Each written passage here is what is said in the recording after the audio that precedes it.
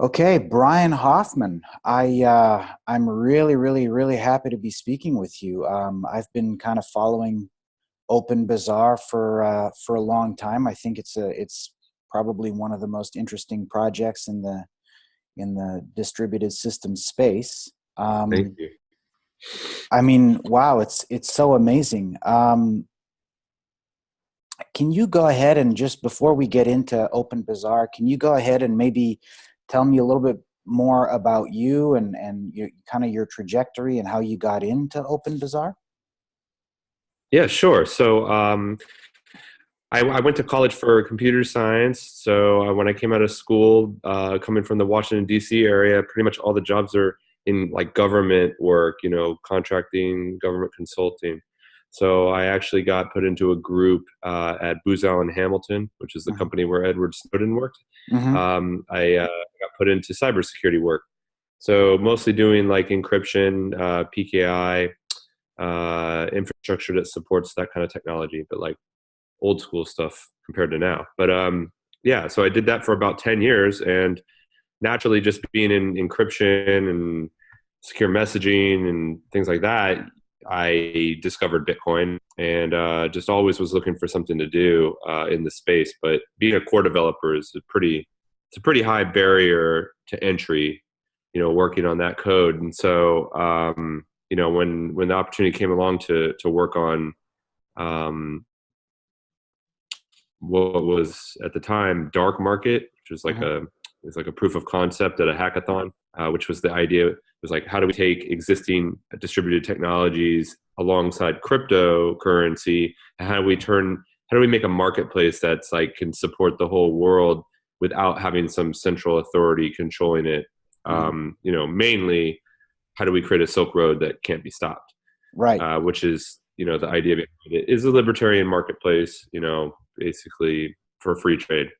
And I offered to help out with that and just assist, and they kind of dropped it in my lap instead because they weren't really interested in working on it at the time. And I forked it, called it Open Bazaar to kind of change up the ethos from building an illicit marketplace to just a general free trade marketplace for everything, Right. and just started soliciting people to work on it, and it's grown to what it is today. Yeah, I mean that's that the branding issue there I think is kind of a pretty obvious problem from a growth perspective and also kind of from a media perspective, right? Calling it dark market is I mean, you're basically just selling yourself as something that is meant to be illicit, right? Obviously. So, Open Bazaar is obviously a much better name. So, so I guess that means you're not necessarily the founder of Dark Market. You're not but would you say that you're like a co-founder at this point, or It's what is your involvement with the Open Bazaar project at this stage? so so the way that it worked was, the hackathon was only 2 days worth of code. Hmm. The idea certainly is not mine, Okay. and they open sourced that code so that people could get an idea of what was supposed to happen. Hmm. Um, and actually we're close friends with the guys who built it. They work on Edge Wallet now, Hmm. and then Amir, who's from Dark Wallet, obviously fight ISIS or something. But Hmm. but anyway, so we took that code, and I mean, we spent a long time trying to hack on that code and trying to figure out how to use it as it existed and scale it.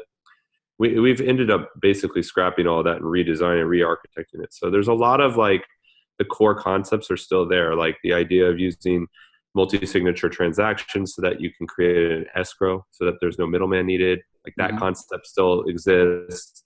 The idea of being able to do peer-to-peer encrypted chat with people, that still Hmm. exists, and Hmm. just the concept of a marketplace. But other than that, I mean, the code we don't use anymore. We've rewritten it in Go, and there's all kinds of things like contract system that we put into place, and it just goes on and on and on. So after 5 years, I mean, it's a pretty distant relative of what that original idea was. But yeah, the idea of the marketplace is not mine, so I won't definitely take credit for that.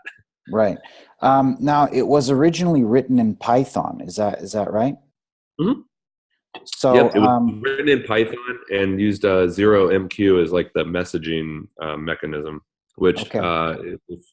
if you ever get to work with that, or if you know about it, it's definitely not something that is built to scale for an entire peer-to-peer marketplace. So Hmm. And now it's on IPFS. Is that right? yeah, yep, exactly. Like so, we use IPFS for the data storage layer, so that we're not burdening the blockchain with all the data. Hmm. And then underneath that is libp2p, which is like the peer-to-peer networking layer that allows us to do all the different connections for the peer-to-peer network, as well Hmm. as support Tor. Okay. So one of the major reasons why I'm so interested in IPFS and technologies like it is because of the time that I spent in mainland China. So one of the obvious advantages of systems, that are bootstrapping over something like mainline DHT or Kademlia, like BitTorrent or IPFS, is that you're dealing with millions and millions of peers that are all communicating over dynamic IP addresses that are constantly changing. So it's quite complicated to write a firewall rule to, shut off something like BitTorrent or IPFS. So these technologies are quite censorship resistant, Mhm. and a lot of people, when they think about Bitcoin or other types of decentralized systems, they're thinking about the illicit use cases, but they're not necessarily appreciating the human rights enhancement capabilities of these technologies. And I know, I mean, I've watched some of your talks, your keynotes. Can you talk a little bit more about how you view kind of the human rights implications of something like Open Bazaar and IPFS? Yeah, sure. I mean, I think that I fully agree with you in terms of the way that people perceive these technologies, which is really actually quite a shame. I will say, though, that, in my observations and from what I've learned from talking to other people in similar spaces, such as, private search, private messaging, even outside of crypto, is that the interest level from mainstream users is actually increasing pretty significantly over time, and more and more people are using Signal and DuckDuckGo, and these technologies that really protect privacy and hide things. But your anecdote about China is pretty salient, because they pretty much live in WeChat, and Hmm. WeChat is basically, I mean, it might as well be a government owned application, because they're just so in bed with these technology companies there, and everybody uses them for every aspect of their lives, whether it's Hmm. taking loans or paying bills or whatever. So that's kind of disturbing. And actually, a couple of years ago, we went to DevCon 2, I think was just in Shanghai. And, we went and talked with a lot of people, and it's like they wouldn't even barely talk about like the idea of VPNs and things like that. They were just like very concerned about that. And so there is this undercurrent of people that are sensitive about the privacy, but yet most people in China, they don't even understand how to like circumvent it. So, Hmm. it's also an educational thing, I think, as well. Like, even if we have the technologies that are support that, there's very small, like very technologically literate group of people that actually can use tools that like lower the barrier to entry for getting that kind of benefit is Hmm. super important. And I think things like IPFS and related technologies are helping to do that. I mean, I think the one question I have is like, I think that works for the web, but there's still this issue of the fact that most people in non-Western countries are using mobile phones, and that whole market is still very much controlled by the two monopolies with Google and Apple. And getting those kinds of products to people through those platforms is much more difficult than just putting out something on the web or like a desktop application, for instance. And that's something that we're starting to tackle conceptually with our mobile app, Haven, which is going to Mhm. be basically Open Bazaar on the mobile. And yeah, there's just so many different interesting challenges. Yeah, one of the things that I am interested about is switching from a Python implementation, because I know that for example IPFS and basically everything, all of the the super interesting libraries of open source projects are implemented in Python, and Python is a fairly ubiquitous and prevalent language that is quite flexible. It's kind of like a Pareto principle where with 20% of the effort you get 80% of the performance. So it's a very productive language. It's a pretty nice language, and because there's so many people who understand it, you do get an added benefit of having more resources to audit code and develop code and further advance the project. So why did you make the decision? I mean, I'm not saying that Go is necessarily bad, but why did you make the decision to move away from Python to Go, for example? Sure. Well, I think it's a pretty simple set of answers to that, because I mean, and I will say that I really love Python as well. Still use Python in a bunch of different things, kind of peripheral to OpenBazaar within our infrastructure and stuff. But I mean, one of the main reasons is that we're building a desktop application that we wanted to be cross-platform friendly, Hmm. and packaging binaries across so many different operating systems, especially the fact that many of our users like to use secure distributions and things like that, and all the different varieties of Windows. It is extremely hard to do so with Python. In Go, they actually have a really amazing cross compiler that can do all of that across not only desktop operating systems and platforms, but mobile as well. So it's very easy to compile the same exact binary for Android and iOS, and we actually use that in a mobile app. It uses the exact same Go code on the mobile device, which is pretty crazy. You don't have to rewrite all that. I'm not really sure how difficult that would have been on Python, but we know it's dead simple in Go. The second thing is seem to have a little bit better performance in terms of async coding. So we do have a lot of like parallel processing in the app that because people are flipping in and out of all these different threads of activity within the app, and it seems to be more performance. There seems to be more performance there in terms of Right. Go. And then the final thing, which is like the simpler and kind of more no-brainer thing for us, Mhm. was we were shifting our wallet infrastructure and our networking infrastructure to IPFS and BTCD. So we wrote our SPV Bitcoin wallet on top of BTCD, both of which were written in Go.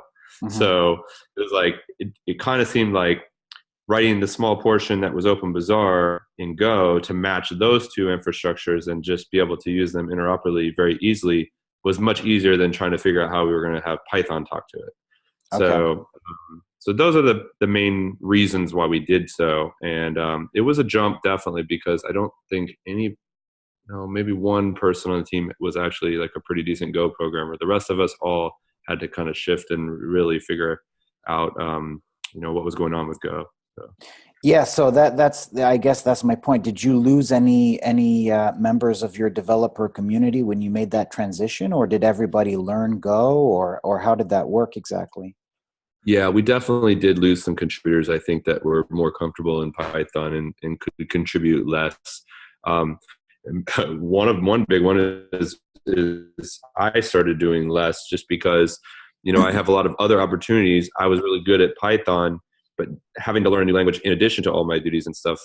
So I kind of stepped back a little bit. But I think it was actually pretty good because it gave us an opportunity to go and try to attract some additional developers. And there's a lot of excitement in the Go community.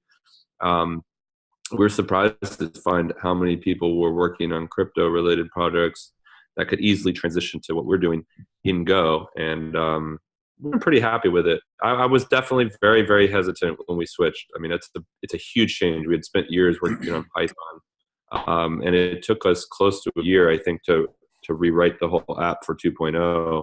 in Go, and it was a huge time commitment and money commitment. Our investors definitely were like, "What are you guys doing?" But I think it really paid off in the end. So Okay, cool. So last thing I wanna touch on with the Go versus Python thing.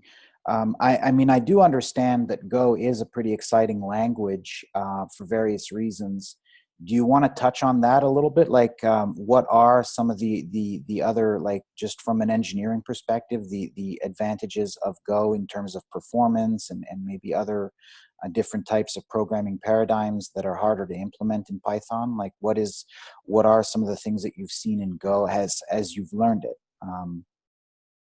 yeah, I mean, I think that certainly, like I was mentioning before, the ability to do um, it just seems like a much more flexible language when it comes to doing like Go routines and doing parallel processing, um, and also the concepts around like channels and things like that. Which, Hmm. I mean, those are hard to, I think, wrap your head around. I think at first, if you're coming from Python, um, Python was a notoriously difficult language for us to like debug when we started getting into like a lot of like things going on at the same time and like having to jump between the threads.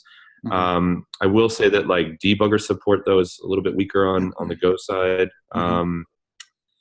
I mean, just recently I think most of the team has started to use the Goland IDE, which is it's pretty good. I mean, it packages the Dell debugger in a way that actually we can use well. But what else? Probably need to have like Chris or Mike on for the deeper stuff. But trying to think what other big benefits did we have. One, I mean, I will say that like I probably have like more nitpicks than good things because we just kind of like don't think about those that much. But I mean, one challenge we've had is like IPFS. So they tried to create like a custom Go package Hmm. manager uh, called GX, Hmm. and it basically uses like hash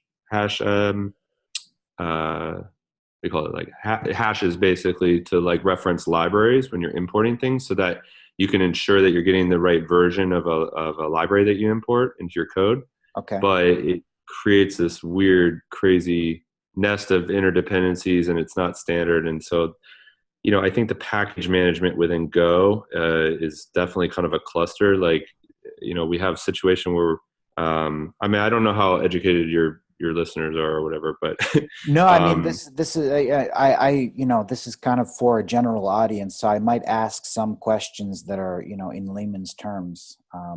But yeah, I mean, I'm definitely interested in getting into the deeper stuff that you're willing to talk about. But yeah, go ahead. yeah, sure. So there's kind of this discussion internally within Go to figure out what they're doing for including dependencies and projects. So there's Hmm. Go depths and then there's vendoring packages, and we're kind of stuck in this weird middle ground where we have some of both, and it makes upgrading other like dependent libraries harder because when we have to go and figure out what's going on. And then, for instance, we just are like what version of Go that we require now as the baseline has gone Hmm. up, and Hmm. it changes, and then it's like you got to go back and revisit that. And because Go is just such a iterative language, I mean, I don't know if there's anything that Google does that they don't immediately get rid of after like a few years, but uh, Yeah. it's so that's this constant moving target that I don't think we ever really noticed within Python. I mean, in Python we were considering moving to Python 3, Hmm. and we never did because that was that. Let's see, that's another decision that we had to make when we moved to Go, Hmm. because we had old Python code that needed to be upgraded. So what were we going to do? Like so different from two, and or we go to Go. So it's almost like switching anyway. Um, but I forgot what I was even answering. Yeah, so I mean, those are some of the things that were challenging about Go. And as far as the benefits, I mean, really, like I said, it's just I think it's a much better language for building kind of like a bigger and more complex application. It seemed like Python was really great when it was smaller, and as we got a bigger code base and more complicated things going on that started to not be as effective for us. Right. Okay. Um, so Haven, I mean, I've watched your last keynote about Haven. Is it live now? Like, talk about Haven, because that seems like a very, very, very interesting development as well. Yeah, no, it's not out yet. We're kind of finishing up the last few things in the app. One of the biggest things that's holding us up is that we want to move to the latest version of IPFS. Hmm. Um, Something that they introduced in the latest version that we really need for mobile is this concept of having relay nodes. So it's Hmm. sort of like super nodes for torrent. Hmm. And you talked a little bit about how this is complexity around networks where like firewalls and connectivity through different devices and things. And that's even more prevalent on mobile, right? Like there's not even a concept of an inbound connection to a mobile device. That's pretty much locked by default. So Hmm. if you want to be having two devices talk directly to each other, you have to figure out some kind of relaying mechanism. But we also don't want to have a centralized mechanism. I mean, we learned this with Skype. I mean, Skype ended up ditching peer-to-peer altogether because they just had a bunch of centralized relay servers, and they were like, what's the point of that if we can just do it better centralized? So Right. it's definitely not an easy problem to solve and something we struggle with. But in the latest version of IPFS, they've instituted these relay servers, and it's pretty much like the lowest bar possible for doing like real-time chat, message order messaging, things like that. So at the moment, the app has kind of like this weird store and forward situation where there's a delay between when you're sending messages to people, and that's like a really bad user experience. So we're working through that and trying to finish that up. But the app is pretty much almost complete, and barring any issues with the App Store acceptance process, Hmm. we hope to be in the store probably within 4 to 6 weeks or so. Wow, Uh, that's really cool. So I'm quite curious about these relay nodes. What are they exactly? Because one of the things with something like I guess a distributed hash table is kind of how you're bootstrapping peers fundamentally. Is that correct? yes, yeah, Right. yeah. So when you connect to the network, yeah, there's the bootstrap peers that get you into the routing table. Yeah. Okay, so these relay nodes, I guess they're probably desktop clients, or what are these relay nodes exactly? Can you get into, because I'm not really as deep into the weeds on some of the more technical aspects of IPFS. How does it work exactly to get a mobile client that's fully decentralized? I mean, and also, with something like iOS that doesn't necessarily allow too many background processes when the app is not in the foreground. How do you keep the peers, on dynamic IP addresses potentially, that are constantly updating? How do you get that? How do you keep the whole thing working, and keep all those connections live, and how does that work exactly? And what is the role exactly of relay nodes in this whole process? Sure. So this also highlights one fundamental reason why we switched to IPFS is that a lot of this is abstracted away from what we do. So libp2p does handle most of this stuff, but unfortunately, it doesn't go far enough for a lot of what we need. So we have to understand how it works and how to extend it to support what we want to do. Hmm. So essentially, we have kind of like a pretty heterogeneous network. We have nodes that are basically, let's say, on VPSs that Hmm. are wide open and easily take in and outbound, that we use to bootstrap the network. Also, ones that people run for larger stores, like that they're not going to run on their desktop. Hmm.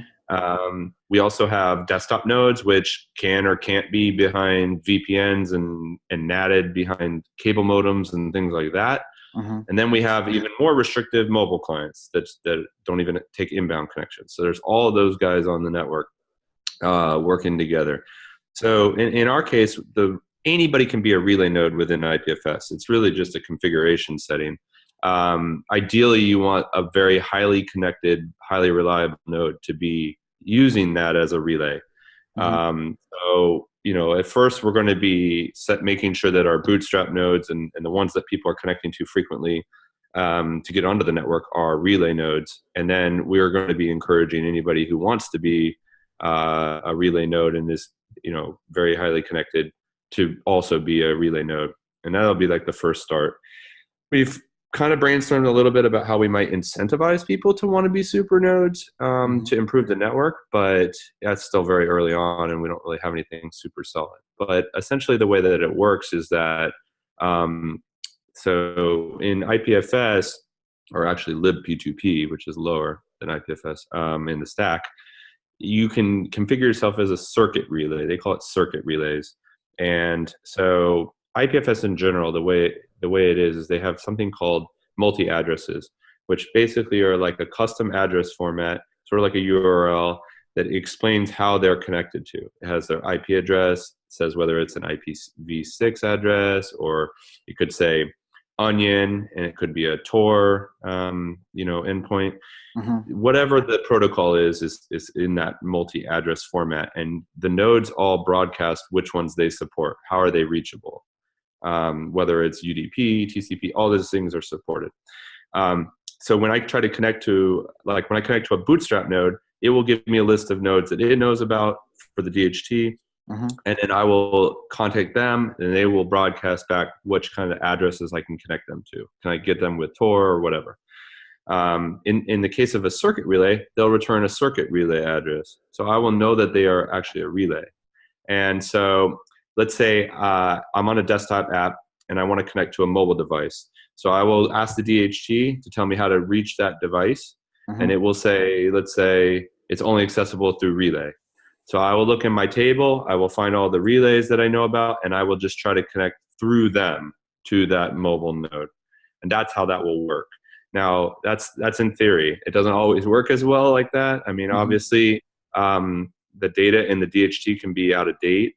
Hmm. Um, there's different things you can tune. So I Right. think by default, for instance, it waits to see if like 5 peers come back with a consistent address, and then you go and find it, and you can make it lower or bigger based on how long you want to wait to find a legitimate record. And that's something that we play with a lot to try and figure out what the sweet spot is, but it's all kind of experimental at this point. So, from a kind of a censorship attack vector, if you're running a firewall and you don't necessarily want people using Haven inside your jurisdiction, um, would it be possible to simply just block all of the relay nodes? Like, are those running over potentially static IP addresses? Like, is there any weakness there for the mobile implementation? No, there definitely is. That's why I think it's very important for us to get diverse amount of relay nodes onto the network. In the case of mobile is only going to be available through like the app stores, at least at first. Hmm. And so, it's highly likely that if, like, let's say China wanted to ban it, that they probably just wouldn't allow it in the Chinese app store, Right. block it that way, rather than get into the weeds of like chasing our seed servers or our bootstrap servers.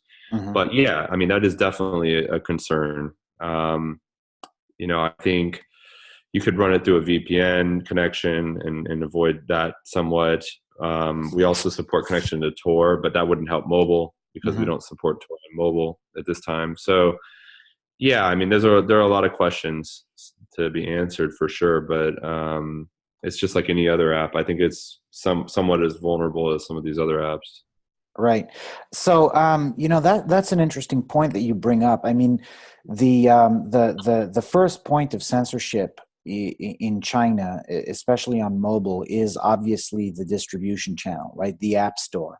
So, have you done any kind of work on looking at what are the most viable pathways to sideloading an application? Is there any work being done on, for example, jailbreaking or rooting devices or alternative app stores in the Android ecosystem?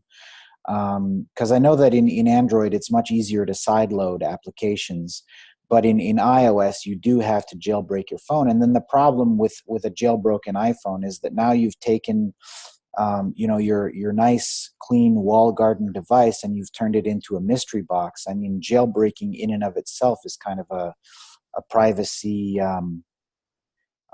risk there. I mean, because you don't know who the developers are and necessarily what their privacy standards are in terms of what are they doing with root level access to your iOS device, and what are some of the attack vectors that could potentially be deployed on your device when you jailbreak it. So are there some open source projects that you think are well maintained that could allow you to sideload Haven on the iOS ecosystem? Is that something you're at all interested in or pursuing? So, it's a very interesting question, and it's definitely one that we've thought about very, very hard, and is also some of the reason why the mobile app is not called Open Bazaar. In that respect, so for us on desktop, Open Bazaar is something that we keep very pure, and is, I guess you could say, it's almost more of a reference implementation than a true consumer application. The idea is that it's proving the protocol and the technology, and it's like hackable, and we don't incorporate third-party integrations, and we keep it very clean, and it's all open source from front to back.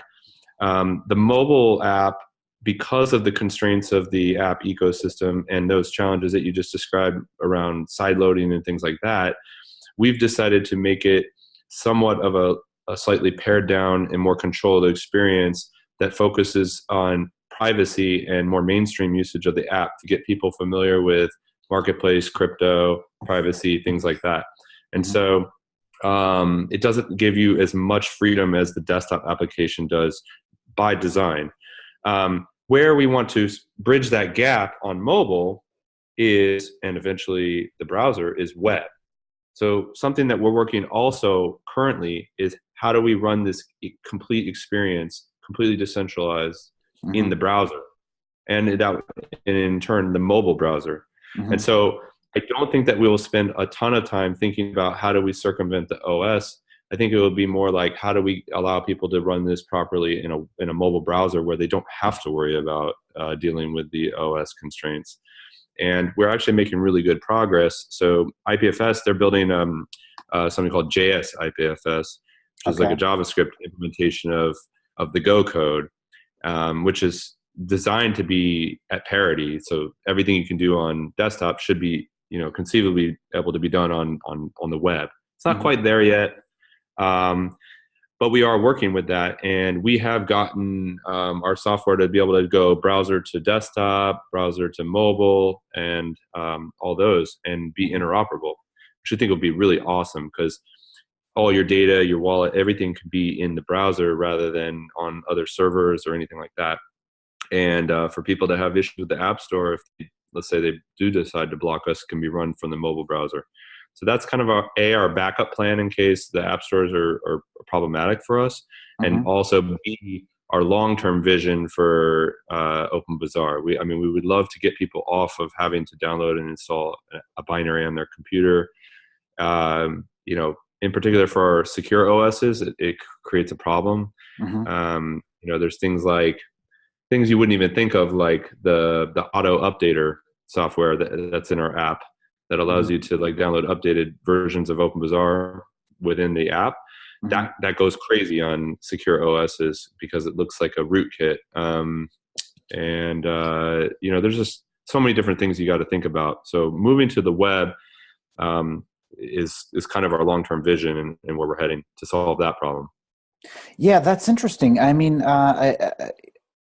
I'm very curious about that, because from my, kind of more rudimentary understanding, when you're accessing a resource over the web, you're going to a universal resource locator, right? Which is operating over the domain name system, which is kind of a fairly centralized ecosystem. So how, how do you, I'm just not sure I understand, how do you deploy a decentralized system over something like DNS through a browser? I mean, wouldn't that require a modification of the browser? I know that Firefox is working on implementing IPFS directly into Firefox, but on something like a WebKit browser on iOS, or the Chrome browser on Android,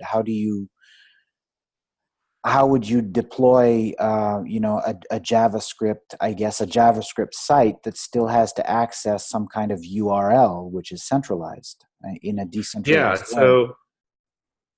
So I mean, obviously, the domain name system is something that is problematic since it's centralized, and they could just stomp out different DNS names. I mean, I think in this case, there is a lot of work being done on like alternative schemes. So maybe there's plugins that support things like, like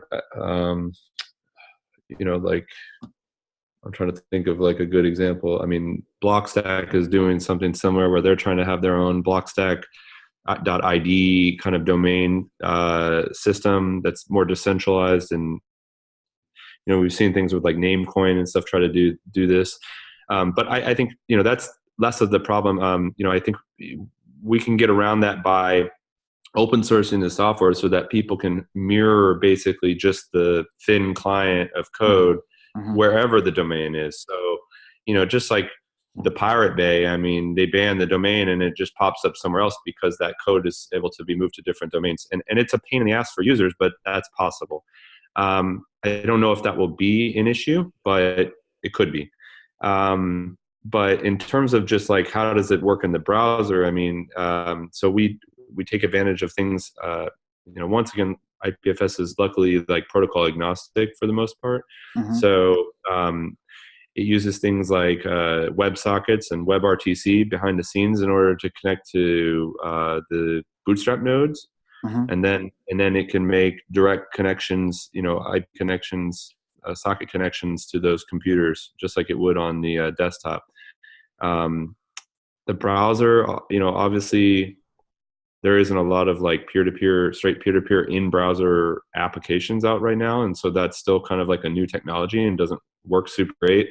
I know that the Protocol Labs team, when they were testing out WebRTC as like the underlying mechanism for JS IPFS, they ran into limits where like the browser would just crash after so many peer-to-peer connections. Mm-hmm. I mean, nobody's using it like that, and so they're working with those groups, but yeah, I mean, mostly it's a lot of WebSocket communications between browsers and apps, and that works perfectly fine. So you're not using domain names necessarily; you're just hitting IP addresses from the DHT, and it gets around that. But yeah, like the core user interface, like where do people go to use OpenBazaar? If they block OpenBazaar.com, yeah, that's kind of screwed. So it's definitely one of the weak links that we have to like think about. But yeah, I mean, hopefully they won't have much recourse against the idea of having like a thin client, which is just some JS code that's hosted, or even IPFS. I mean, we could host the entire app, all the JavaScript that's necessary for the app on IPFS, Mm-hmm. and do it that way. So, if the IPFS protocol ends up being adopted into browsers, which I know that they're working with Chrome and Mozilla at the moment, you could be visiting IPFS / whatever, soon, and getting around that and not even needing those domain names. So, Oh, very a cool. Okay.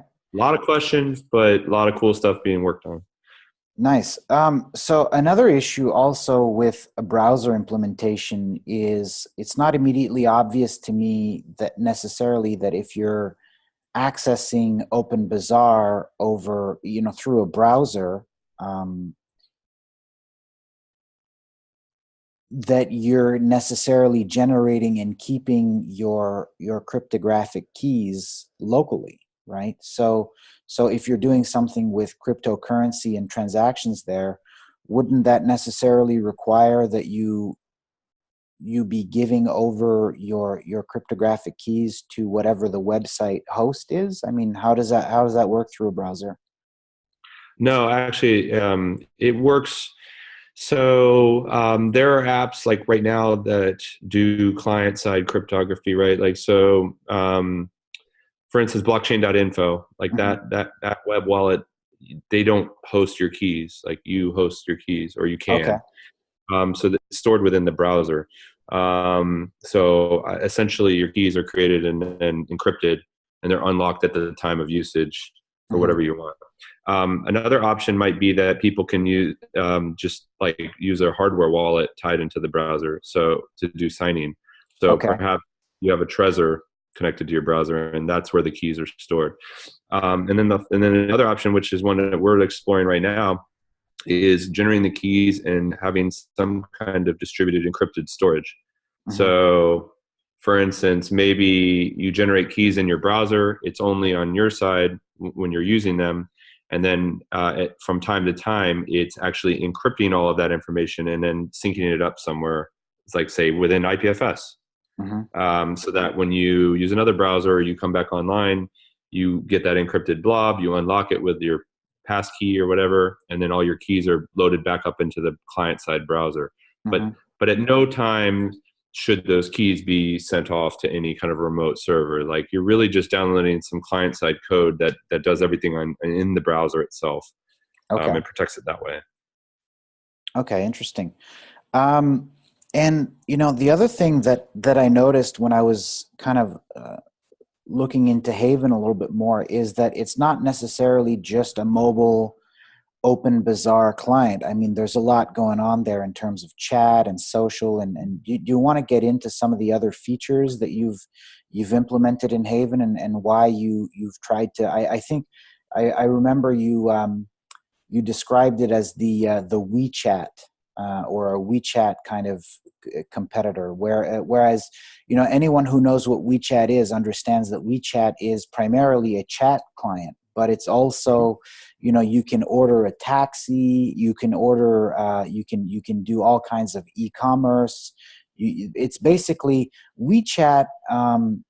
Is kind of hurting Apple a lot in China because WeChat in and of itself is sort of an operating system fundamentally, right? Like it's an app ecosystem.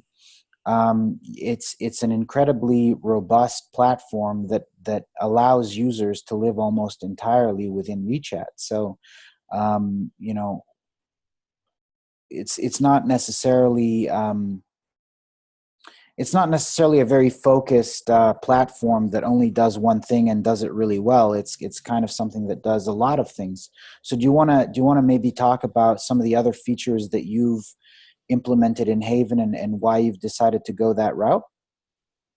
So, it may not be like very obvious based on what you see in the desktop version of OpenBazaar, but from the beginning, we've always been heavily inspired by the concept of WeChat and the idea that OpenBazaar could be extended into doing all kinds of different things. In fact, the Hmm. first few months we existed, Washington Sanchez, my co-founder of OB1, he wrote many articles on doing bonds and loans and auctions and all these different things that like OpenBazaar could be extended to do, Hmm.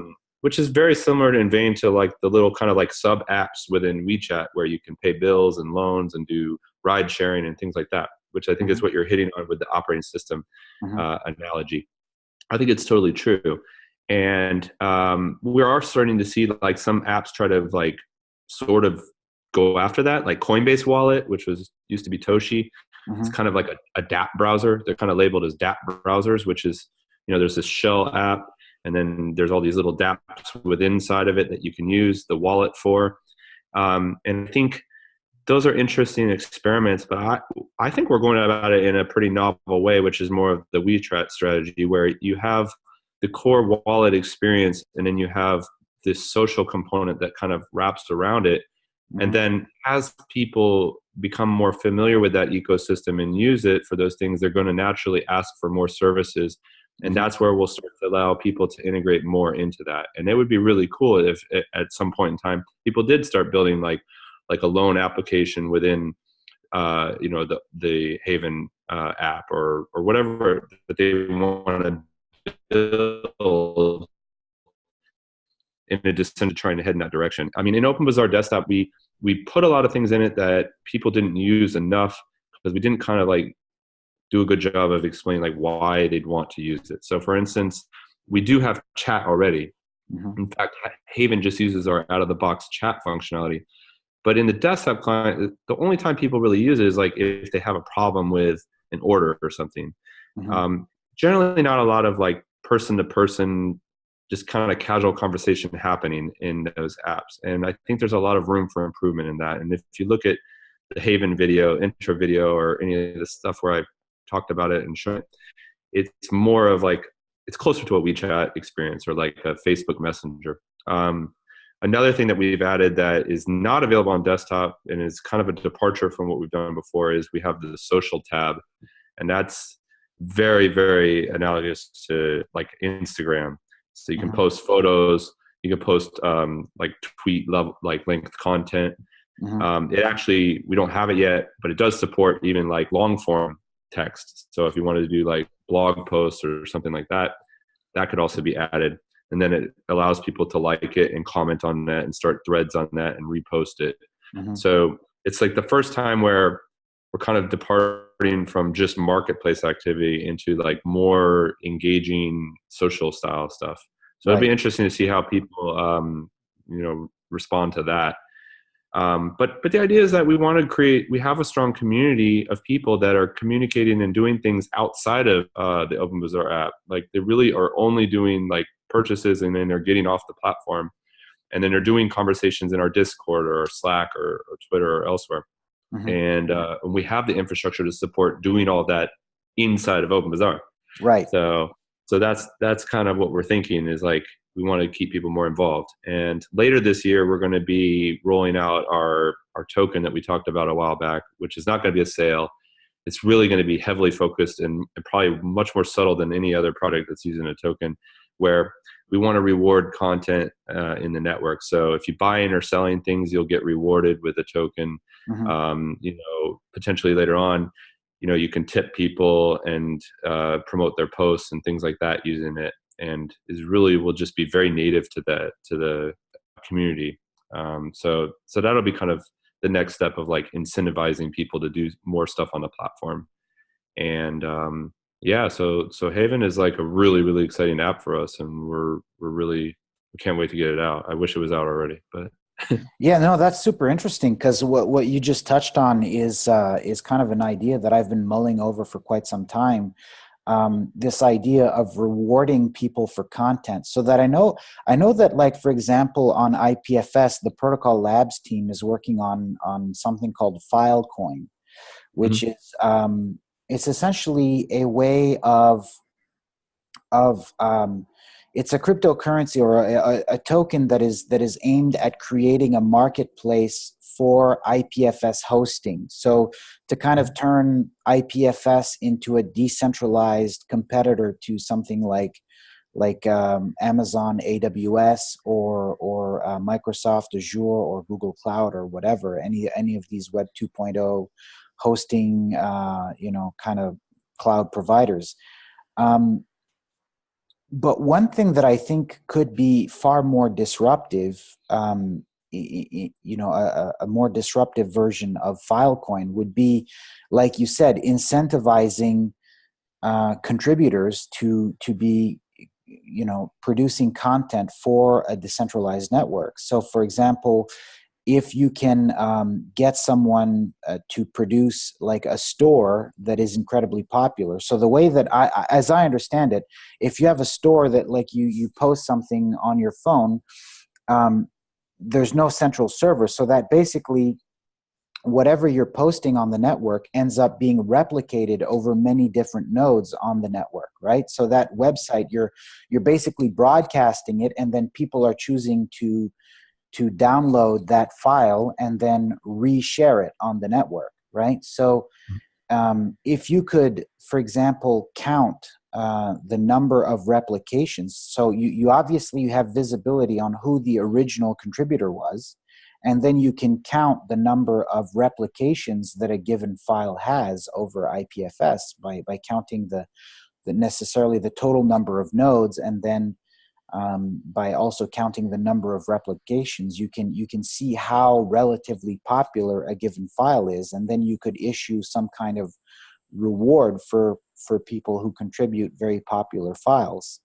And the ramifications of that are incredibly deep. I mean, like, for example, if you were to even implement some kind of distributed AI framework like PyTorch or TensorFlow, or even some deep genetic algorithms, right? You could have people optimizing an AI and then broadcasting the most optimal or high performing algorithm that they have, and then if other nodes find that algorithm is very high performing, they would replicate it and they would rebroadcast it. So just the idea of turning your computer into something that is automatically producing money for you all the time, just by rewarding contributors for posting valuable files or valuable content, I think is far more interesting and disruptive an idea than turning IPFS into an alternate data store that people have to pay to host their content, right? So, Yeah, I mean, it's definitely, I think you're right about the idea. I definitely, I mean, there's obviously people like looking into this kind of thing. Like, I know, I mean, I hate to even promote these guys, but like Tron is trying to do stuff where they're trying to do this into the BitTorrent protocol, which I think could have probably been done way before now, like trying to figure out how to monetize seeding of content and stuff, which is very similar to like what you're describing, but for like just simply media files. mhm, I think that could be broadly applied to any data that's on the internet for sure at the application level. I think when it comes to Filecoin, I think they're probably targeting more of like the infrastructure level. So, I know that, like, for instance, people like hard drive manufacturers and stuff that primarily source huge data centers. If they had the opportunity to, for instance, set up their own data centers, or like just keep their hard drives mhm, and them to mine Filecoin and become really dumb encrypted CDNs for like the world's applications, yeah, that's pretty huge, because now it kind of, if you're using IPFS and all these things, then it takes away the need to have things like Azure and S3 and these distributed storage platforms. Or maybe they're going to shift over because they're making more money mining Filecoin mhm, with those rather than doing their own services. right, So I don't know how that will shape up, but it is certainly a powerful idea. I mean, I know I've had conversations with like our investors, for instance, who are investing in all of these kind of complementary technologies, right? Like, so they, like, for instance, if I just look at Union Square Ventures. So, mhm, their first one was Coinbase. So they were like, okay, we need bridging technology from fiat to crypto. That'll be the first wave. Then it's like, okay, we need a marketplace place. So they invest in us. Then they're like, okay, Blockstack is going to do naming and, that kind of thing. And then, what's next? Okay, Protocol Labs is doing infrastructure because all these dApps are going to need some kind of reliable storage. So all these pieces kind of fit together in the whole stack, I think. And mhm, so they're really, really fascinating. But all across all that stack is the incentives. It's like, how do you incentivize people to participate in those projects? And like, when you have a decentralized infrastructure, it kind of goes against this whole winner takes all thing that we see with all these incumbents, right? Like, mhm, let's build these huge competitive moats, and we're going to control it and constrain it from, wring as much profit out of like our users because we control the whole ecosystem. Like, that doesn't really exist in a fully open source and decentralized world. Like, people just say, no, we're going to fork and we'll go somewhere else, or whatever, or we'll use a different coin.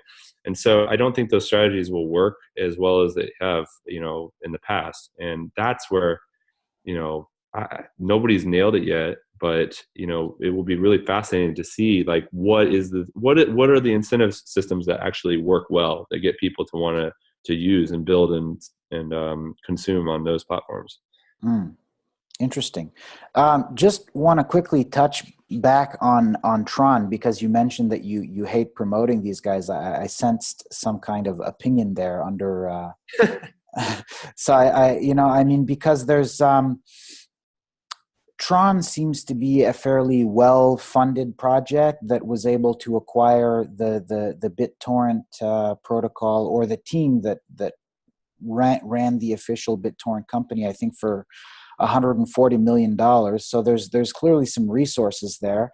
Um, Hmm? but there's some disagreement, I guess, on how they're scaling by running, I guess, what you would call super nodes that are elected or whatever. I mean, what exactly is your opinion there? Like, why did I sense that you had some kind of maybe less than favorable view of their project? I mean, I think so. I don't necessarily have anything against any of these products that are trying different things for sure. I think it's great that the environment is so diverse and there's a lot of interesting ideas floating around. Hmm. Um, my personal issue with Tron specifically was just that a lot of the genesis of that project and stuff was predicated on uh, proposing ideas and white papers that actually were almost nearly plagiarized from projects that we do have a lot of respect for and work with, such as Protocol Labs.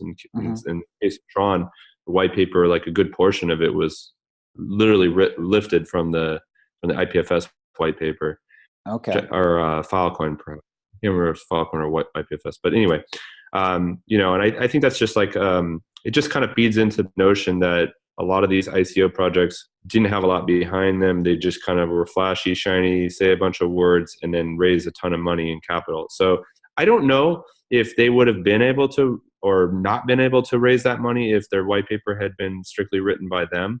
But Hmm. I think it's kind of disingenuous to raise a ton of money off of other people's ideas, especially if they're just directly plagiarized. So Right. that was the subtle thing off of me. But Right. in terms of what they're doing today and whether they're doing something with BitTorrent, I don't necessarily have a problem with that. It's not has nothing to do with the actual code or anything that they're writing, unless they're plagiarizing, which I don't know. Right. Yeah. No, I mean, ultimately, from my 12 years behind the Great Firewall, I have to say I do have somewhat of an affinity for BitTorrent, just because of how magnet links work and how mainline DHT and Kademlia are incredibly censorship resistant, hash tables, just because of the sheer number of them and whatnot. So BitTorrent is an incredibly robust protocol that is highly, highly, highly censorship resistant. I mean, you don't necessarily get, onion routing from peer to peer. So there are certainly some visibility issues that a man in the middle has over the BitTorrent protocol, and you can't also necessarily get web-like behavior and chat implementations that are kind of real time, as you mentioned earlier. So it is a limited protocol, but it's the granddaddy of distributed systems. I mean, it's been around for There's no doubt. decades, and it's even today it's still very powerful, and it's a pretty cool technology. So I am interested to see how the Tron team is going to leverage the number of nodes and the number of daily active users of the BitTorrent protocol. I'm not even necessarily sure what they acquired because, for example, the BitTorrent team, they made the protocol, but like, for example, on my MacBook, I might be using qBitTorrent or uTorrent or whatever. Yeah. So I'm not sure exactly what are these daily active users that they've acquired. I'm not sure how they plan on leveraging that, and I'm not sure necessarily how these users are going to be receiving this BTT token that they claim that they're going to issue and all that. So there's a lot of questions certainly that I have about Tron. Well, Um, doesn't BitTorrent own NewTorrent? I thought they owned. I thought they controlled NewTorrent. they might. I don't know. I think they have that client, but I mean, I think you're hitting on one of the fundamental problems of BitTorrent to begin with. I mean, ever since Bram Cohen started it, like they haven't been able to like turn it into this like massive behemoth company that Hmm. they thought it would be. Certainly the protocol and the software built around it has done really, really well. But like, Hmm. how do you monetize? I mean, this is another fundamental question. Like, how do decentralized platforms really make money? Like when BitTorrent got popular, there was no concept of like having a shared decentralized token that we could all generate value from. And so, Right. maybe there is an opportunity there for them to make money, but and that's probably what Tron is thinking about. I don't know if they're trying to do more, centralized type of stuff with it. I mean, Hmm. if they control the most popular torrent client, I mean, obviously that's an avenue for injecting whatever they want into it. But you're right. The BitTorrent protocol. I mean, it's like it's there, it's out, it's robust, it's working. So it one will people that use BitTorrent today wonder like what's the benefit of going beyond that? Like it's working as intended. Do we really need crypto to be injected into all of this? Will they screw it up? Hmm. I don't know. Will people reject it and fork it and go do some other torrent type thing? I don't know. But yeah, it's definitely super powerful. In fact, we early on thought about using mainline DHT as our DHT. So in 1.0 version of Open Bazaar, we actually had our own peer-to-peer protocol. We weren't Hmm. using IPFS yet, Hmm. and we were thinking about replacing the Kademlia DHT, which yours truly badly wrote in Python Hmm. to use the mainline DHT. But once we found IPFS, we kind of never revisited that. So. Very cool. So you touched on a very interesting point there, which is in terms of revenue model. Open source is neat, right? And open source is cool, but open source does not have an 800-pound gorilla in the room with $237 billion in cash like closed source companies like Apple, for example, right? The biggest open source platform, I guess, operating system company would be Canonical Group in South Africa, which makes Ubuntu. Um, and I don't know, I don't know necessarily that they have a pretty. They certainly don't have the same amount of resources required to create the stability and the user friendliness that a company like Apple has, right? Mhm. So Yep. the revenue model around any project is important. I mean, a lot of purists are like, well, it's not about money. Okay, fine, but how do you get people who are worth over $100,000 a year to work on this thing full time and continue moving it forward, right? Yeah. Right? There's like you're fighting an uphill battle against reality when you're all about the ideology, right? So it's interesting that you touch on the revenue model because unfortunately it is important, right? So how do you view that and how do you approach that, like in terms of growing the business and being able to pay your core contributors and being able to continue to advance the philosophical goals of having a truly decentralized ecosystem that is censorship resistant and free and that doesn't have any of the drawbacks of the Web 2.0 space right now. Like, how do you monetize it? Not necessarily so that you can get filthy rich and be the next Jeff Bezos, but how do you monetize it so that you can pay to continue moving the ball forward, right? I think that's an important question. Yeah. I mean, I think it's certainly one that we wrestle with daily. But conceptually, what I think happens is that you have these decentralized technologies and protocols that, at the core, can remain pure and ideological and just stay very clean.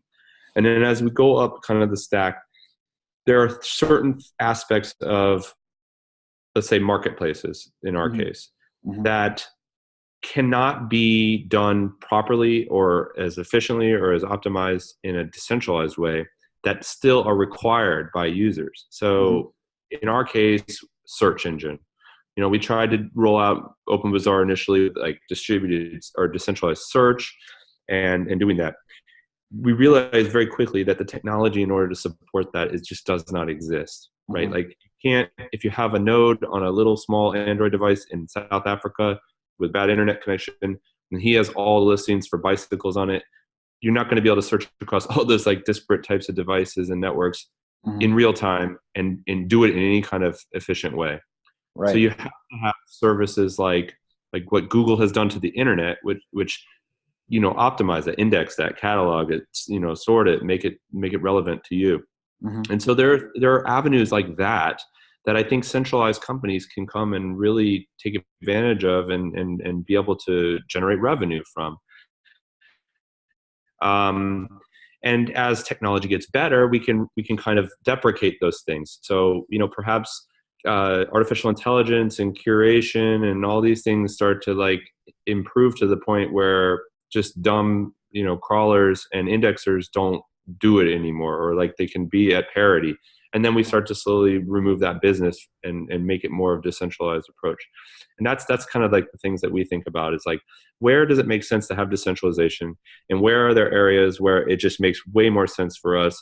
It doesn't violate privacy and our core principles and security in order to do this in a centralized way, but it Mm-hmm. clearly provides a 100x advantage over the decentralized version of it.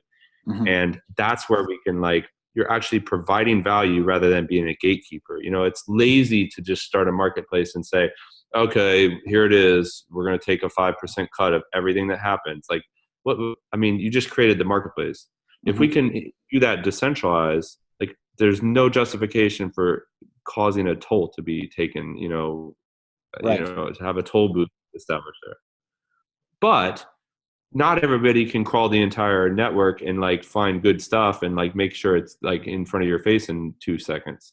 That's Mm-hmm. a value proposition that I think people are willing to pay for. And there's lots of opportunities like that in all the different kinds of areas. So I think it really just, it's kind of an onion model. It's the core, it's free. And as it goes out further, as you're providing extra value on the peripheral, that's where you can really extract revenue and generation. And you know what? Maybe you're right. Maybe you can't get Amazon wealthy off of that. But I think it's a much more healthy situation where, people are able to earn and sustain themselves throughout the stack, and rather than, one person just like, who was the first one to get there, and he put the gate up and now he makes all the money. Right. It's like a much more fair approach, I think, overall. Well, one just to kind of maybe undo everything that I just said. I mean, Amazon is an immensely successful company, but we also have to recognize that they trade at a price to earnings of like 90-1, right? So Yeah. they're not actually, like, yes, they have a lot of users, but they're not actually making money, right? Most of the money that they're making is off AWS, their hosting service, right? So, but it seems that they are, when it comes to their e-commerce platform, they're basically running a charity, right? They do all the logistics involved in getting me nice products to my door, and they essentially do all of this at zero markup or very close to zero markup. So it's fair to say that when it comes to e-commerce, nobody, and if they change that, if they do go to a higher markup business model, that would create kind of a price umbrella for any of their competitors. So they're kind of stuck operating at an incredibly high price to earnings for the foreseeable future. I just don't know how they ever actually really become a higher margin business. Yeah, I So mean, I think all these businesses are massive, and they're like almost conglomerates and stuff, and there's a lot going on within them. But I still think at their core, they're fulfilling the prophecies that their founders have established. In the case of Amazon, I mean, he always has wanted to be the everything store, and right, I believe in his biography that they put out recently. It's like he talks about how he knew it started with books, but he wanted to have every single item, every single book, every single thing that could be produced in like warehouses that could be sold, and that's his goal. And so if he has to put razor thin margins in place in order to get to that goal, I think that's the ethos of what Amazon is trying to do. They're trying to just dominate no matter what and just never be stopped. And then also in an interview recently, he said, I recognize that in 100 years, maybe this thing is gone. Like, but that's, I mean, I don't think he's trying to set it up in a way that, he sees this as sustaining for a million years. Like, he knows that the end goal, if he ever reaches it, is to have everything in Amazon, period. Mm-hmm. So that you see that, happening within the company. So I don't know if profit is like his motivation. Mm-hmm.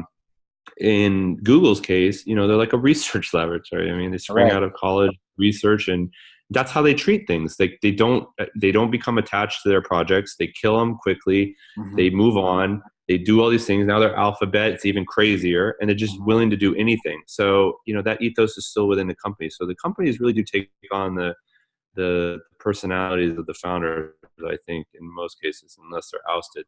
Mm-hmm. But yeah, you're right. In e-commerce, margins are super thin, which is another reason why a lot of people are exploring things like Open Bazaar, because we have, just anecdotally, we have a lot of people that come to us and say, hey, look, I'm in China and I'm selling on Alibaba, and they're just like, they're killing me on fees, and like my margin is razor thin. We're already selling things super cheap. I would love to be on a platform where I could sell at scale with no fees. And so that's really attractive to them. And the same thing here in the States,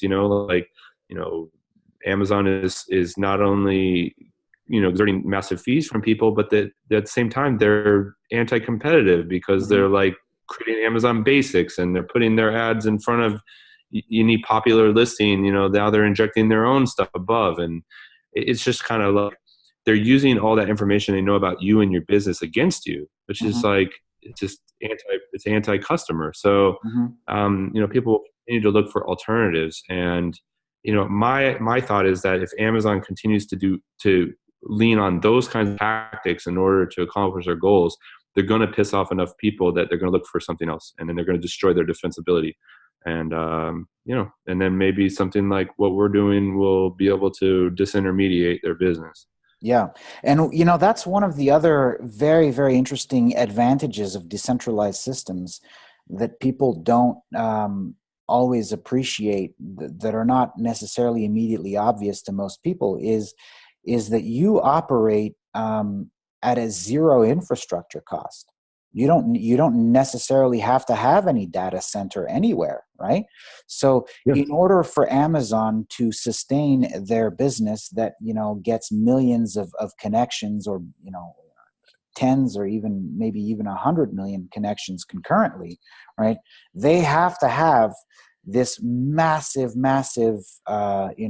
network of data centers, and they have to have huge, gigantic, fiber channel pipes going to those data centers, right? So all of that stuff, and then they have to have, engineers and people maintaining these data centers and all this infrastructure. So all of the infrastructure that they run on top of costs a huge amount of money. And so they have to bake that into the price of their service. Whereas with Open Bazaar or Haven, you have none of those costs, because your users, the customers and the suppliers, are providing the infrastructure for you, right? So just Yeah. you're inherently more competitive, just from the fact that if your business tomorrow morning had 1 billion or 2 billion users, that would cost you nothing. In fact, your performance would probably go up, Mm-hmm. right? If that happened. Yeah. So, Yeah. That's true. And I think, I mean, it would be disingenuous to say that there's no cost, like the costs are being dissipated completely. I think that there's certainly costs when it comes to decentralization. They get pushed from one area to another, especially considering the user experience, and on to like, increasing the complexity, lessening the efficiency, of the way things work for users. It's mhm, just like when you compare using Netflix to using BitTorrent to find media. I mean, mhm, yes, BitTorrent, you may be able to find a pirated video on it, but quality is maybe hard, or you got to figure out where the quality is, and you got to download the app and do all these things. Whereas Netflix, I click a button and I watch the movie, and it's perfect in 4K, and it works everywhere. You mhm, know, there is definitely like a price to pay, whether it's money or whether it's effort. It does shift a little bit. And so I think that is a big issue. But if there start to be incentives that cause people to ignore that difference. So Hmm. let's say, like right now, the cost of Netflix per month is so low compared to pirating. It doesn't. There's not like a great advantage there. Back when it was $15 to get a DVD, and that was your only option. You couldn't watch 2,000 movies a month for $10. Now Right. you can. So the industry kind of adjusted and screwed over like the piracy model. Hmm. In decentralization, right now it's so much easier and cheaper and faster to use Amazon that something like us is hard to compete. But now Hmm. you start to like think about, okay, well, what if you're paying users to use this? Like, what if they're being Yeah. rewarded and Hmm. incentivized to use this platform? So you're telling me now I'm spending money, but I'm actually making money. I don't get that over there. Now, how's Hmm. Amazon going to compete with that? Like, what are they going to do? Are they going to just lower their prices? I mean, they're already at razor thin margins. Like, what room do they have to actually start additionally incentivizing people? Hmm. Then it becomes a race for who can do this crypto model faster. Because if Amazon decides to do it, hopefully they're like a huge, massive ship that's hard to turn around and re-architecting to support something like that is either going to be screwed up because they don't know what they're doing, or they're going to be too slow to come to market, and these decentralized apps are going to rise up and kind of just replace them. Yeah. I can't tell the future, but working on these types of projects, it just feels like there's so much momentum behind this idea that even though we look at the price of Bitcoin or whatever and we're like, oh, it's down, the developer interest and momentum behind it is just greater than ever, and Hmm. it's only Hmm. increasing. So that's what's so fascinating about what's going on in the space. Yeah, absolutely. One thing that you also touched on earlier was the indexing. You mentioned that the centralized index always has a performance advantage over a decentralized index. But one thing that I kind of want to touch on again is that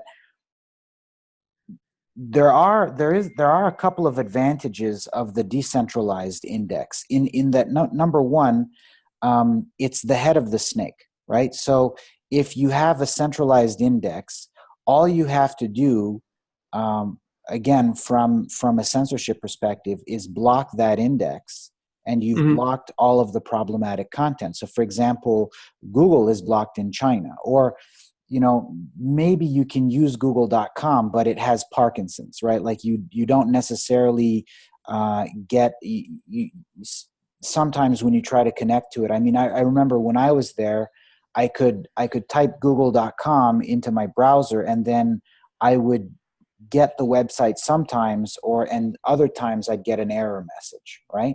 Mm-hmm. So there's a lot of, you know, if you don't get straight up censorship, you can add friction to it. But in any case, it is certainly possible to censor the index of the content, which from a censorship resistant perspective is basically the same as cutting the head off the snake, right? So if you block the piratebay.se, right, nobody can find the magnet links to the content they want, which basically makes the decentralization of BitTorrent kind of a moot point, right? If you can't find what you want, you can't get to the swarm.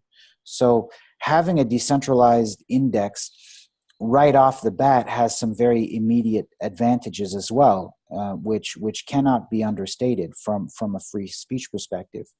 And the other advantage of the decentralized index is that it offers the possibility of searching it potentially with a neural network or a genetic algorithm or a support vector machine or whatever your machine learning framework is, that you could be optimizing on your local machine, right? So for example, when you're searching an index like google.com, you're using an algorithm that is proprietary and completely opaque, right? So when you're getting those search results, what is organic search results? What does that mean exactly? Is that the best search results for you based on the relevance to your search query, or is that the best search results for Google's revenue model? Right. So there's the possibility for censorship resistance, and also the added transparency, algorithmic transparency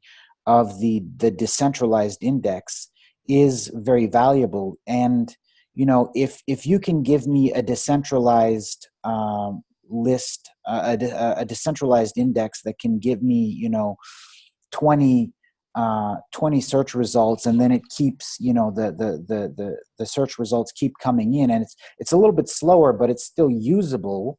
That's And exactly what we did in the first one. Yeah. yeah. Yeah. So the decentralized index is, even if it's lower performance, for many users, it's going to be the only option.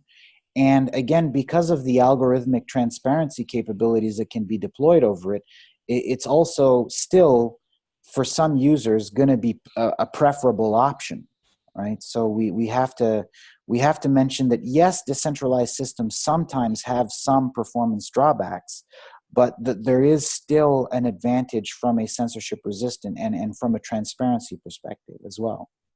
Yeah, no, I completely agree, like wholeheartedly. One important thing that I kind of caveated that statement with when I was talking about the search engine is that I think that those things become deprecated later on. And, Yeah.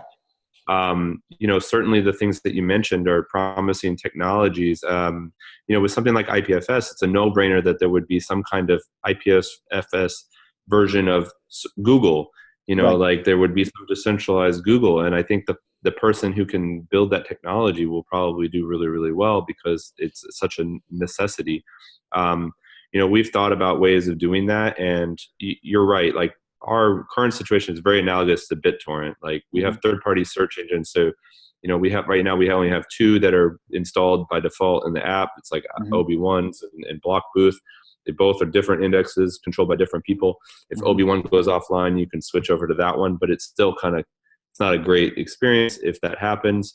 And certainly both can be blocked from, a Chinese perspective. For instance, if they want to cause issues for that. A Chinese or a Saudi Arabian or an Iranian, or like, Whatever, yeah, there's Iranian, yeah. there's the this idea of that the government should not be allowed by its people to censor the internet. This is a very, kind of ethnocentric view of the internet. I mean, this is a very North American and Western European perspective that information should be free, right? I would say that most people on planet Earth do not necessarily have the basic fundamental, right to freedom of expression, right? So Well, that's she's like, Australia doesn't even have Bill of Rights. So I mean, yeah. you go down to like some of these other countries.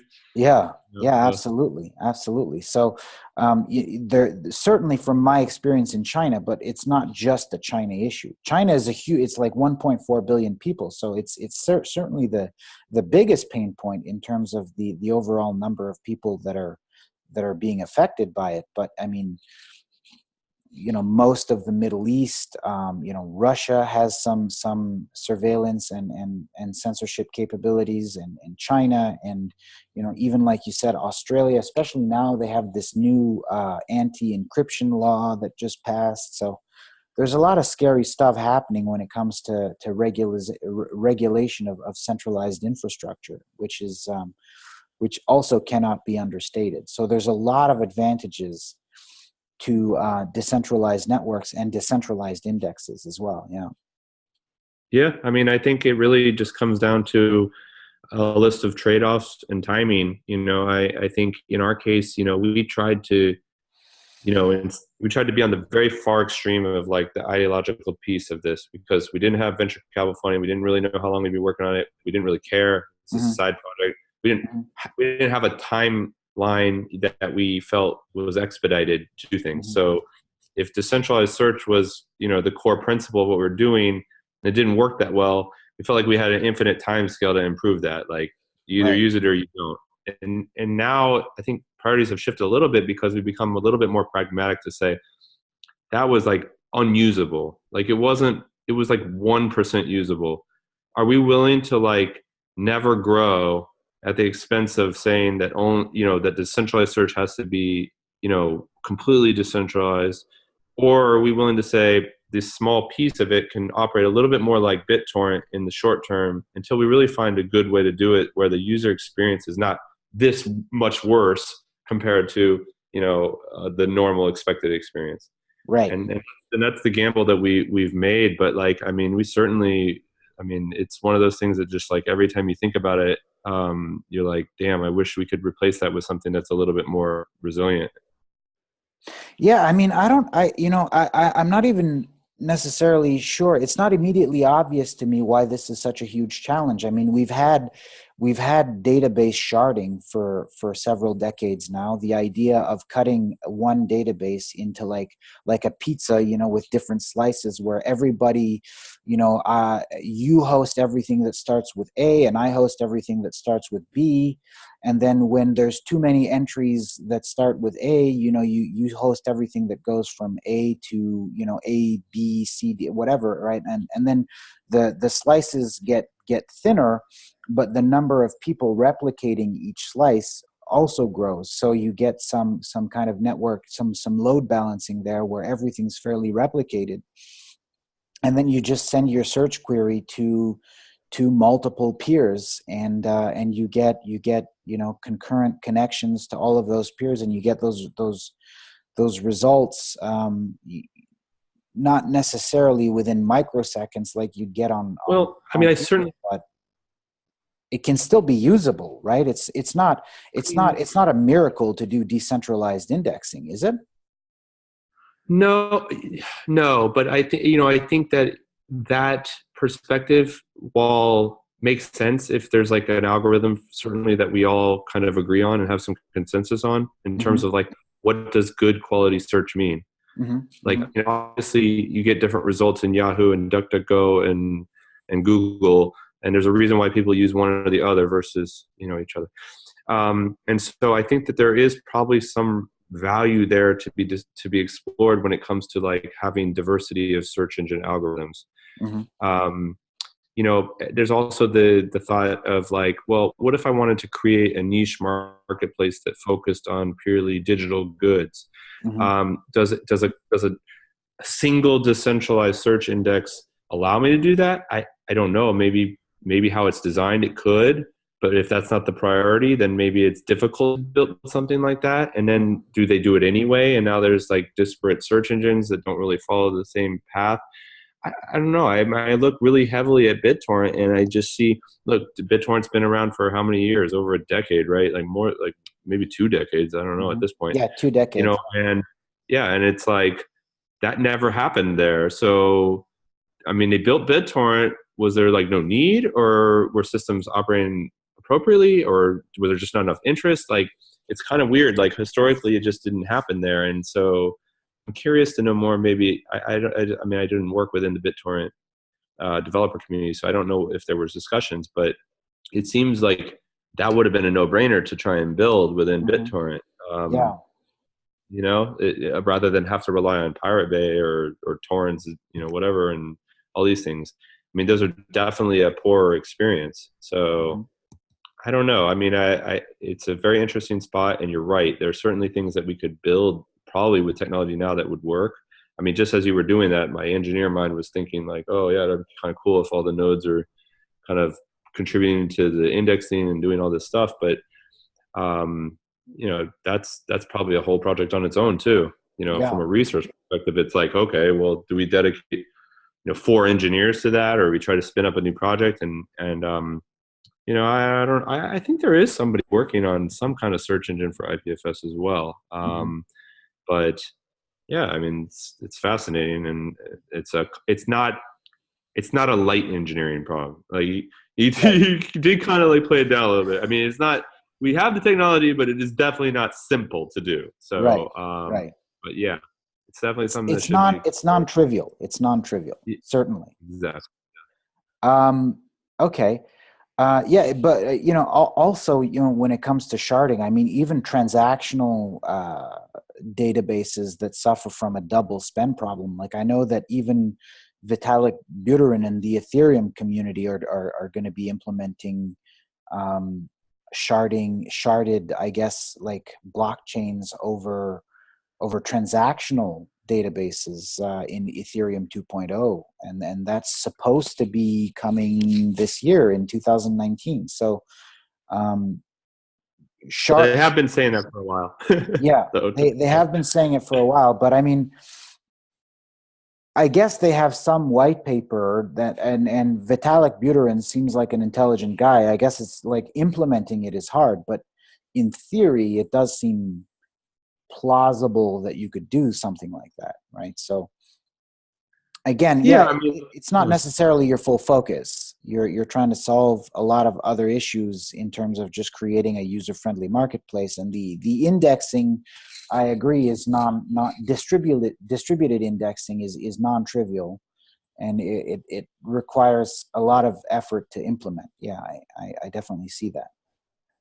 yeah, I think at Obi-Wan too, we have such a diverse, you know, team in terms of thought on like how do we approach those things. I mean, one of my co-founders, Sam, he's like not really an engineer, but he's more of a privacy advocate. Mm-hmm. And you know, the way he thinks about it is more like what you're saying is like, well, you know, I'm not trying to attribute this to you, but I'm just saying in general, let's say someone says, I don't really care too much how hard it is. This is the right thing to do. Like, let's just build it that way from the start, even if it sucks. Mm-hmm. And then there's the, you know, then there's the engineering view, which is like, I can't get anything done if it's just not possible right now, or like it's like an endless problem to try and solve. Mm-hmm. Um, you know, and so, you know, have people on the team that cross that spectrum of thought, and you know that it's the checks and balances, and then at some point you come to some kind of like agreement as to like what's the pragmatic decision to make here, like Mm-hmm. how far can we push it without basically making it impossible to ever complete, you know, but what are the things that like what's the red line in terms of privacy that we just won't cross when we're Mm-hmm. building something. And it's a give and go, and it's never like it's a fluid situation. So yeah, and then you know, it forces people to think about like, you know, if it's just this guy doing it, he may not even like challenge himself to come up with a better way to do it, where you know, and that those discussions are super helpful. Like we do it all the time, and that's what we like to, you know, we're pretty happy with a lot of stuff we come up with because we spend a lot of time thinking what are the pros and cons there. Yeah. So, in terms of your team, that's also interesting. How many people do you have at Open Bazaar or OB1 or Haven? I mean, how many people are Um, currently working on this full time? And what yeah, does so what does the community look like too, in terms of contributors that are working on it, but that you're not necessarily paying? yeah, so Obi-Wan has 13 full-time employees and about 6 or 7 contractors that are Hmm. working full-time on it across mobile, desktop, and everything, which is actually not that big. I mean, considering all the stuff that we're building. Uh, Beyond that, like serious contributors to the project is probably only a handful more of like really serious people. It's Hmm. not that huge. Hmm. This is another challenge of open source is like, you know, as time goes on, there become shinier and newer objects to go and work on, right? And when you're not being paid, Hmm. the volunteer work kind of ebbs and flows. Yeah. Um, and certainly before Obi-Wan existed, there was a lot more of a maybe decentralized contributor base because, you know, I think there is this perception that Obi-Wan is Open Bazaar, and so maybe you're less inclined to like invest your time in something that you think is kind of controlled or dominated by one company in the space. And I think that's a fair criticism, something that we've always thought about trying to fix. Hmm. We've been working on this idea around an Open Bazaar Foundation that we could use to issue grants and work. And we've also, you know, donated money to research at universities and stuff to help us do things that diversify a contributor base. Hmm. But it's an ongoing challenge. And just, you know, most of the community really consists of like those core developers, like that, you know, the let's say 30 or so developers within Obi-Wan and the contributor space, and then a huge community of like vendors and users that are really really like participatory. So like our Slack and, you know, and our Reddit and all that stuff. I mean, that's where like a lot of the lifeblood of the day-to-day stuff happens. That's not just coding. Hmm. And so it's, you know, we have a lot of, luckily because it's crypto and it's still kind of complex, a lot of our users are pretty technically proficient, Hmm. and we don't run into a lot of like issues where we're just like hand-holding and educating people. But eventually, if we want to get to mainstream usage, things like Haven I think are going to be very important because they have to be very intuitive, simple, um, very um, competitive with like incumbents. They can't Mhm. be so different and so kludgy that no one wants to use them. Right. That's kind of the challenge we're working on this year. Cool. Yeah. So in terms of funding, I mean, I know that you guys, I mean, I saw an interview that you gave a couple years ago, where you mentioned that you'd received funding from Union Square Ventures and Andreessen Horowitz, which are pretty big names in certainly in stateside. Um, what does your funding situation look like currently? How much runway do you have? Is there any urgency to get to some kind of revenue model? How confident are you that you're going to be able to get to something user friendly that is disruptive in the industry and get some network effect, and how much runway do you have left to get there, and what does your funding situation look like generally in 2019? Yeah, I mean, obviously, we don't really give out numbers on our runway and stuff publicly, but I mean, we're not in any kind of uncomfortable position right now. In fact, we're not even really seeking funding. I think the discussion around monetization, though, keeps going forward. I mean, obviously, investors are not investing in a business because it never makes money, Right. so that becomes on the a topic. I mean, I will say that that's not a number one topic because there's an understanding that we're still trying to figure out what exactly is that strategy going to be. Is it going to be, some of the companies in a decentralized space within the portfolio have decided that the token is certainly directly where they're going to go. Like there's no monetization strategy other than the fact that um, you know holders of that token within the company, is distributed relative to the equity you own in the company, and that's where the value is. Or maybe they were part of the crowd sale and got in that way. And there are certainly others that are like Coinbase, which are not doing that and are just straight up, traditional. I think for us, we're kind of unique in that we're hoping to maybe be more of like a hybrid model where, the token we bring in is not going to be this massive capitalization up front where we Hmm. raise $150 million and just try to live off of that, Hmm. but we're going to try to grow the value of the token organically. And so while we'll be, substantial holders at some point of that coin, we want to demonstrate the value to our users and earn that, not price it like an IPO for something that hasn't really proven itself yet. Like an IPO is supposed to be, an investment from the public once you've established a business that is growing and that it's ready for that. And I think the ICO tends to be the opposite, where you're promising something up front with the hopes that it's going to grow later. And then also we have things like what I was saying about search and stuff, where we have opportunities to explore monetization strategies within our mobile app. Whether it's things like hosting of encrypted backups for merchants, or making money through fiat to crypto transfers within the application, or there's like a myriad ways that we could do that. Hmm. We haven't done any of that yet, but obviously it's in the pipeline. And but money's not infinite, Right. and in the near future we'll probably have to go back and revisit whether or not we feel like we're sustainable or we have to raise more money. And I'm confident though with our investment team, they understand the challenges of being a company like this, or at least they are patient enough to know that this may not be solved this year. Like this may be more of like a longer term thing than, they can't just use the existing SaaS model and apply it to our business and say, oh, you guys, you spent 4 years and you haven't generated revenue yet. Like what's going on? It's a Hmm. different ball game. Right. So, yep. I mean, there's no easy answer, and it comes up all the time. But we're working hard, and we're definitely having continual conversations with everybody involved in the company and the investment and the project, and trying to find out what the right way to do it is. Like we don't want to do something that's OB1 just because we need to make money that screws over our community. Like Yeah. that's another concern. So.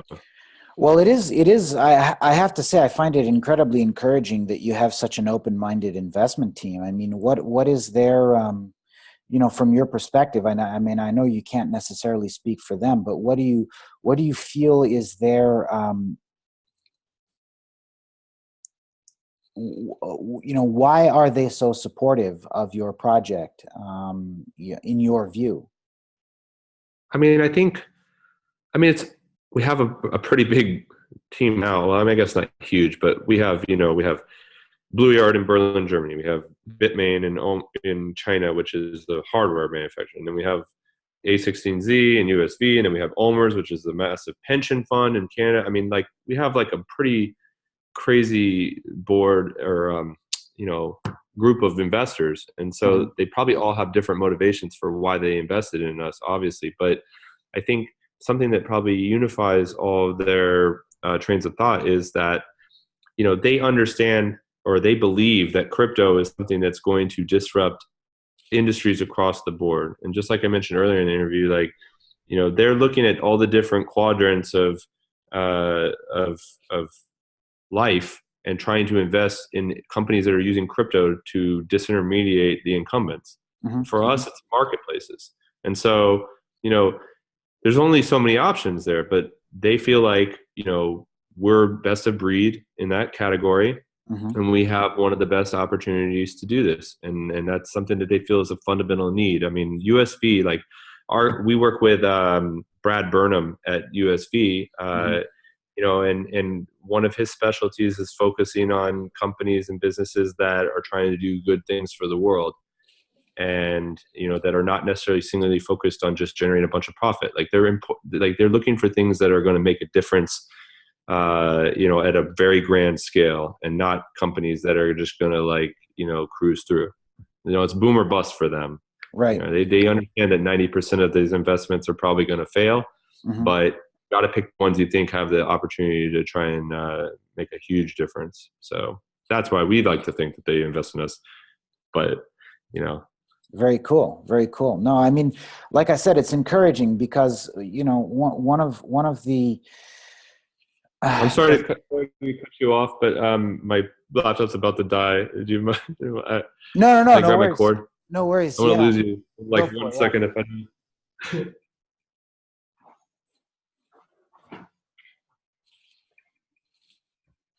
Yeah, sorry about that. No, it's okay. It's been warning me for a little while, so. Fellow Apple fan. Yep, that's right. All right, cool. All right, I'm good now. So like I said, like I was saying, it's very encouraging to know that there are some forward-thinking investors in this space.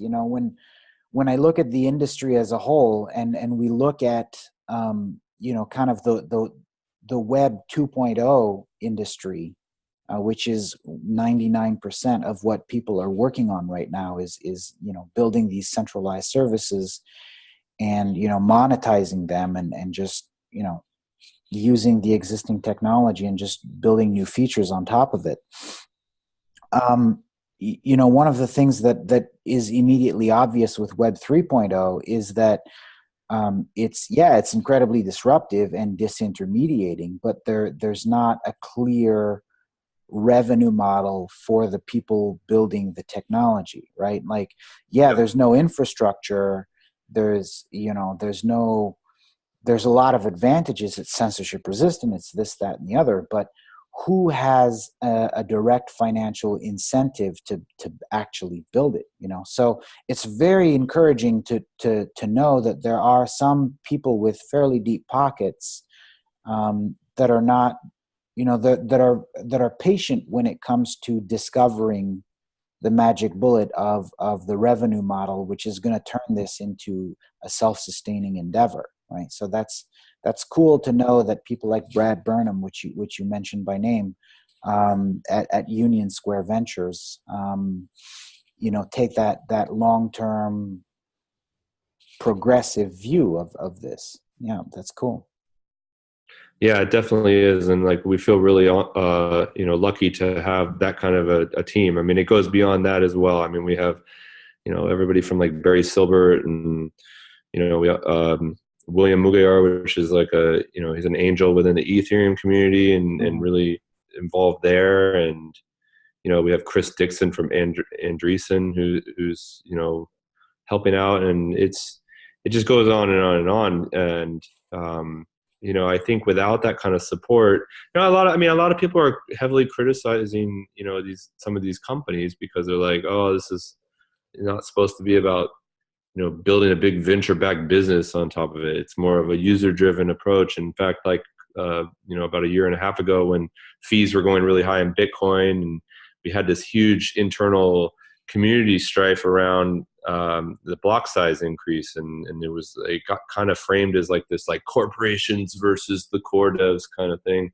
Mhm. And, it was like really, really contentious because people try to question your motivations and what you're trying to do. And I think we walked the line of like trying to be a really like socially responsible business built on top of open source technology. And I think if you asked us if we would rather have done an ICO or got venture backing back in 2015 or 14 when we did, Mhm. we probably would have gone for the ICO. I mean, we debated on doing crowdsourcing. We wanted it to be powered by the users and to have more like autonomy in that respect, but it wasn't really an option. So now we're in this world where we kind of got to just figure it out. And I like to think that we're working hard to try and change the way some of these things work, and working with our investors and keeping them really aware of like how we're thinking about stuff and where we're going. And they've been super patient with us. I don't know how long it will last. Like I said, Mhm. obviously people want to make money, Mhm. but Yeah, they have to work on their we've internal seen rate their of return. support for. Yeah, it's true. But, in some sense, most of the time there's a couple companies that really return a fund, and the others are either failures or like, good attempts at something, or Mhm. middling businesses. Yep. And, they have to spread it around. But, there are companies like, for instance, Kickstarter, who, could have been really, really amazing, profitable businesses perhaps, and then decide to be for benefits corporations. And a little Right. bit structured a little bit differently. That may not be advantageous for investors, but they've been super supportive of that. Yep. So yeah, we really appreciate the willingness to like work with us and do what's right for not just them, but for everybody involved. Cool. So, I mean, I guess the project that you mentioned being most interested in right now that you're working on is Haven, and I mean, it's definitely the biggest engineering challenge. Shoehorning a fully decentralized system into onto a mobile phone with all of the battery and bandwidth limitations of such a device. Um, I'm assuming it's fully open source. Are people able to work on it and contribute to it? And how does that work exactly? So it's not necessarily set in stone, but right now the Haven interface is not open source. But it does run. It basically just runs straight up Open Bazaar Go on Mhm. behind the scenes in order to do the bulk of it. So really, just like the interface is not open source, the skin. And but we've been debating on whether or not we wanted to open that up or not. I don't know. We haven't made a decision there. I think part of our thought is like this may be where we decide to do the added on opt-in stuff and we monetize, and that's why we want to leave it that way. Mhm. But yeah, I mean, we're going to probably work with the community to decide what makes sense going Mhm. forward. um yeah, so that's kind of how open that is. Okay, very cool. So that's pretty much all the questions that I had for you. I think we had a pretty good discussion. Is there anything that you want to promote in terms of your social media or the repo locations or anything? Do you have any open positions? I mean, I know that you guys are probably frozen in terms of hiring, but I mean, is there anything that you want to plug at this point? Well, I mean, like I said, the Haven app is coming out pretty soon. And if you want to find more information about that, you can go to gethaven.app. Hmm. And there's a wait list you can sign up for, so you'll know exactly when it gets released. and we're actually plucking out beta testers from that here and there to try it out. Mm-hmm. Um, and then other than that, go visit openbazaar.com and you can check out what the network looks like Mm-hmm. and hopefully download the app. So, I mean, those are the big things that we're working on right now. And yeah, no, I think it was a great conversation. And Mm-hmm. yeah, thank you for having me on. Yeah, I really appreciate the time that, like I said, I mean, I've been looking forward to this. You're one of my number one guest wish lists on my guest wish lists. I mean, what you're working on is incredibly disruptive, and I'm super stoked that I have this interview in the can. You mentioned that you also maybe had some other developers deeper into the weeds that might be willing to have a discussion. I mean, I'm super happy to talk about anything that your team wants to talk about at any point in time.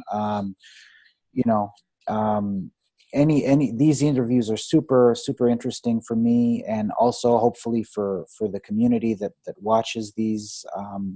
Yeah, so anytime you want to come back on the show or refer me to some of your other core developers, let me know. And yeah, thanks again for your time. I really appreciate it. Yeah, definitely. Thank you. Good talking with you. Yeah, thank you. All right, have a nice day. Bye. You too.